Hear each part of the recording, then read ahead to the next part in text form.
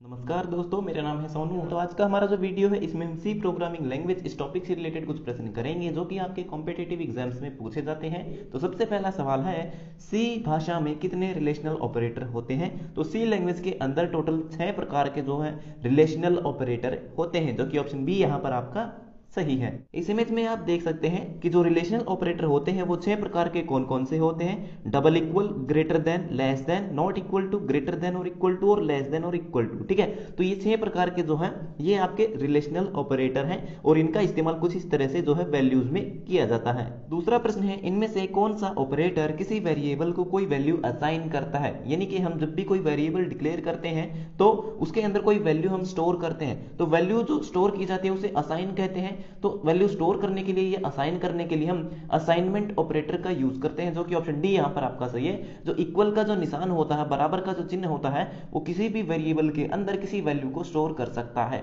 तो दूसरे प्रश्न का ऑप्शन डी आपका सही है। तीसरा प्रश्न है, सी किस प्रकार की भाषा है? तो सी लैंग्वेज जो है ये एक प्रोसीड्यूरल लैंग्वेज है, जो कि ऑप्शन बी यहां पर आपका सही है। इसके अलावा सी जो है वो एक हाई लेवल प्रोग्रामिंग लैंग्वेज भी है।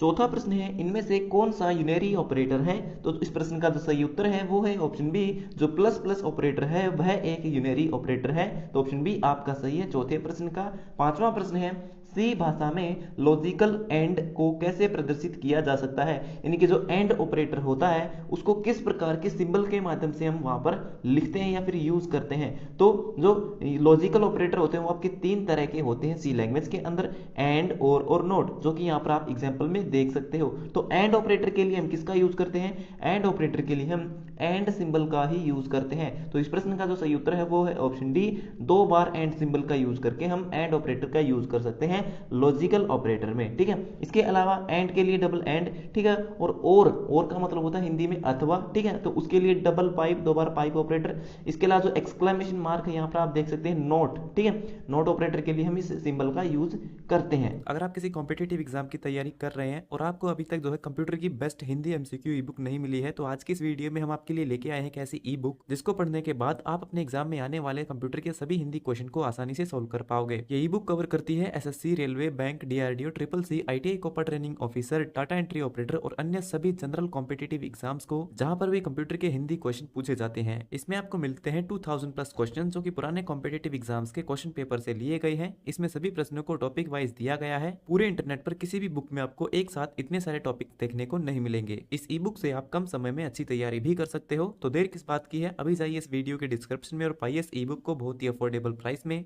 छठा प्रश्न है, सी भाषा में कितने प्रकार के लूप होते हैं? तो सी लैंग्वेज में 3 प्रकार के लूप होते हैं, जो कि ऑप्शन बी आपका सही है। ठीक है, तो लूप क्या होता है? किसी भी हमारी कोई पर्टिकुलर कंडीशन होती है किसी प्रोग्राम के अंदर, उस कंडीशन को प्राप्त करने के लिए कोई भी कोड जितनी ज्यादा बार रिपीट होता है वह लूप कहलाता है। लूप का मतलब होता है घूमना, वापस से रिपीट होना। ठीक है, तो जो कोड बार बार रिपीट होता है किसी कंडीशन को प्राप्त करने के लिए तो उसे लूप कहते हैं। और लूप आपके 3 तरह के होते हैं, फॉर लूप, व्हाइल लूप और डू व्हाइल लूप। तो यहाँ पर आप एग्जाम्पल में देख सकते हो। सातवां प्रश्न है, 9, 5, 8। ठीक है, 9 एक क्या है? एरे है, उसकी यहाँ पर लेंथ डिसाइड की गई है। 5 और 8 ये क्या है? ये आपका जो है 2 डायमेंशनल एरे है। ठीक है, इसी 2D एरे भी हम इसको बोलते हैं। ये 2 डायमेंशन एरे है, इसमें अधिकतम कितने एलिमेंट होंगे? ठीक है, तो यहाँ पर आप देख सकते हैं इसके एलिमेंट आप देख सकते हैं 5 और 8 2 बार लिखा गया, यानी कि 2 डायमेंशन है। इसका मतलब क्या हुआ कि 5 की और 8 की हम गुणा कर देंगे। ठीक है, तो 8 पंचे 40। ठीक है, तो ये जो 9 एरे है, ठीक है, एरे का जो 9 है, इसके अंदर हम कितने एलिमेंट स्टोर कर सकते हैं? इसके अंदर टोटल 40 एलिमेंट को हम स्टोर कर सकते हैं, क्योंकि इसकी जो लेंथ है वो 8 × 5 यानी कि 8 पंचे 40 हो जाएगी। तो 7वें प्रश्न का ऑप्शन डी आपका सही है। एरे किस प्रकार के वेरिएबल को होल्ड रखता है? तो कोई भी जब हम एरे डिक्लेयर करते हैं, ठीक है, तो एरे की खास बात क्या होती है कि इस एरे का रूल ये होता है कि किसी भी एरे के अंदर जितनी भी वैल्यू हम स्टोर करते हैं, ठीक है, या फिर कितने भी हम स्ट्रिंग उसके अंदर स्टोर करते हैं, तो उनका जो डेटा टाइप होगा वो सबका एक समान होना चाहिए। अगर सभी स्ट्रिंग है तो स्ट्रिंग होंगे, नंबर है तो नंबर होंगे, टेक्स्ट है तो टेक्स्ट होंगे।